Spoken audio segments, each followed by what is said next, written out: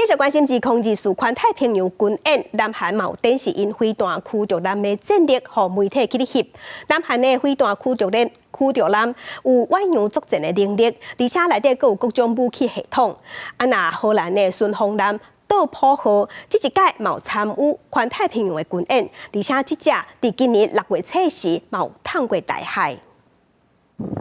和媒体登舰参观，南韩参加2024环太平洋军演，派2台飞弹驱逐舰，中武公李顺成号、日国妮妮号，还有1台江舰。为了这面军演，伫咧起夏威夷进前，南韩已经先伫咧新加坡参加多国联合军演。中武公李顺成号有远洋作战能力，若是船顶有火炮，随着发射甲防空系统也拢是一流的。甲敌军的水面舰艇甲江舰作战时阵，还有鱼雷发射管、反舰导弹、军票武器系统、防空。 反舰反舰的能力，各项拢正赞。因那如果妮妮号有成盾舰导系统，是目前南韩海军规模上大、上先进的驱逐舰，有巡游飞弹等各种武器。 This harbor phase, when we are in port, we will try to establish a firm communication with other countries. 荷兰是电视舰载机 NH90反舰直升机，有随着飞弹发射系统。 若是当减速水下江舰，一个当全方位射击。荷兰的7星级顺风舰佐普号参加环太平洋军演。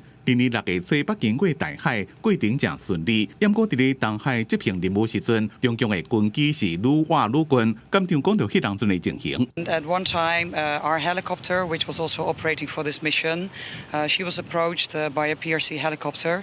It was potentially unsafe as the helicopter was very close to our helicopter, but we were able to continue the mission. The mission will be very, very safe. 纽西兰皇家海军辅助船奥特亚罗瓦号伫这边军演主要是负责运补的任务，这边会当载22个货柜。Aotearoa is a logistics support vessel, so we carry bulk ship fuel, bulk aviation fuel.